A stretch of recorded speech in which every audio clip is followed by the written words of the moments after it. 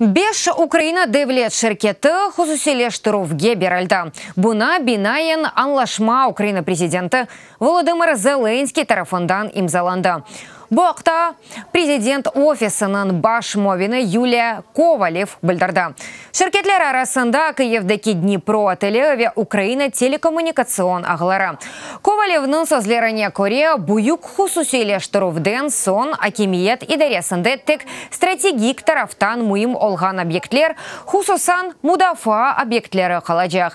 Ятырымжылар Украиналылар де эжнебилер ола біле. Хусусилештірувге тек руселелерге ізін берілмей. На сьогодні загалом у нас в державі Бүгінгі күнде тахминен учбин 600 девлет шеркетіміз бар. Акимиет келечек 2-3 елда оларның бинден зиедесіні шақсилештірувге айырмаға істей. Да, 1260 шеркет еуқ етілмекте. Оларның бір қысмы Қырым ве Донбассның ишғал етілген топрақларында ерлеші.